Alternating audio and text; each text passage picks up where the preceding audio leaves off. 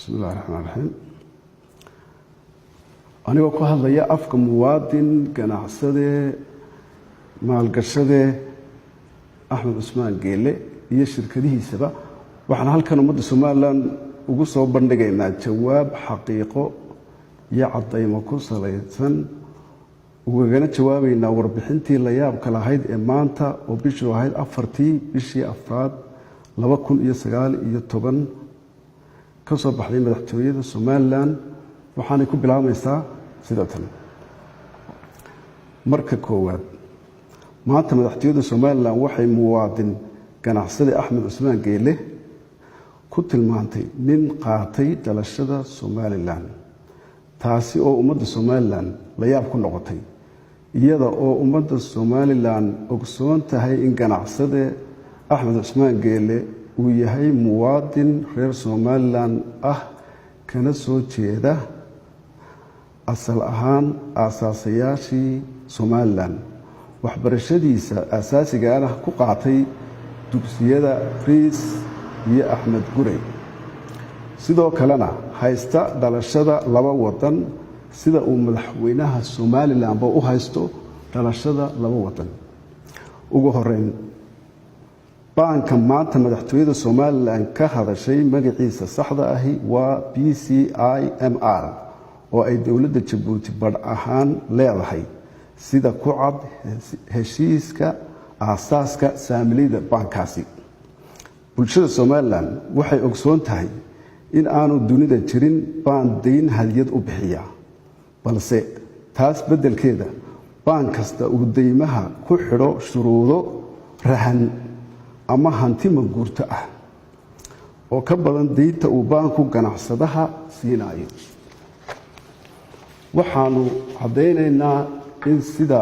caadada u ah ganacsatada in ay deynta ka qaataan baananka adduunka waxaana jirtay in aanu heshiis la galnay baankaas aanu soo sheegnay oo magaciisu yahay BCIMR muddo haatan laga joogo 24 bilood ama 2 sano waxa aanu ka qaadanay deyn dhan 20 milyan oo dollar sida sharciga ahna bangigii wuxuu naga dalbaday rahan ka badan deynta aanu rabno kuna taala dalka Djibouti waana aanu ku wareejinay rahankaas bangiga deynta nasiinayay waana aanu ku wareejinay rahankaasi bangiga deynta nasiinayay bishii Abriil sanadkii 2017 waxaana heshiiska rahankaasi laga diiwaan geliyay lagana ansixiyay dawladda Djibouti waxaana heshiiskaasi ku xusnaa in baanku naga hayo hanti maguurto ah oo qiimaheedu dhan yahay 25 milyan taasi oo 5 milyan dheeraad ku tahay deyntaas uu nasiiyay lacagta banka aan ka qaatay ee madaxtooyadu sheegtay in aanu ku maalgelinay kuna aasaasnay shirkadda Coca-Cola waxaanu bankaasi ka qaadanay sanadkii 2017 sida ummadda Soomaaliland wada ogeedna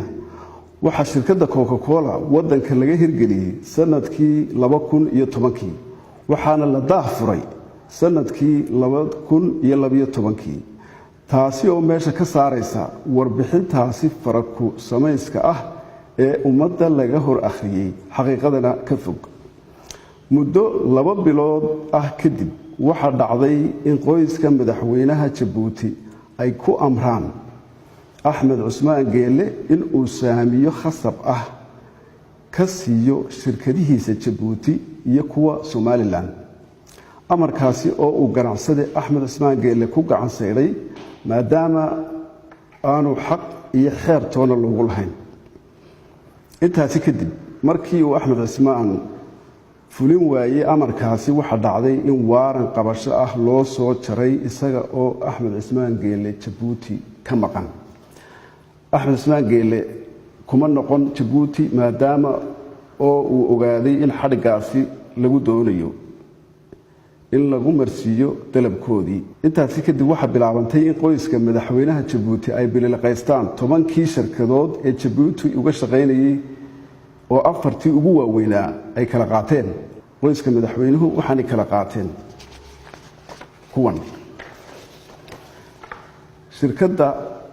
Multivision waxa qaatay Tom oo u dhashay dalka Africa qabana Faadimo Ismaaciil Umar Geele 2 shirkadda Djibouti Container Freight Station waxa qaatay Nasli Cabdalla Kaamil oo ay dhashay marwada koowaad Marwo Khadraxayd. shirkadda 360 Stephen Doring waxa qaatay Saacad Cumar Geele oo ah madaxweynaha walaalkii.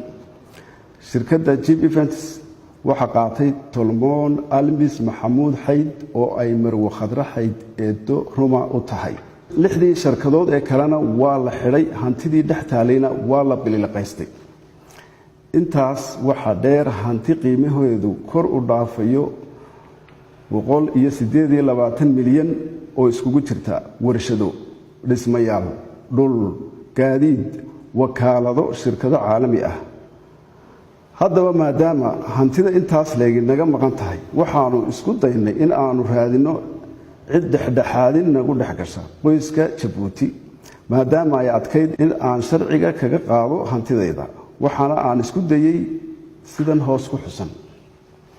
waxa uu Axmed Cismaan Geele 3 jeer Hargeysa kula kulmay xubno ajaanib ah, kuwaasi oo dhinaca Djibouti ka siday dhexdhexaadin ah in Axmed Cismaan Geele aqbalo saamigii ay qoyska madaxweynuhu ku amartay in laga siiyo hantidiisa. wuuna ku gacan sayday maadaama uu ahaa mid uu hore u diiday.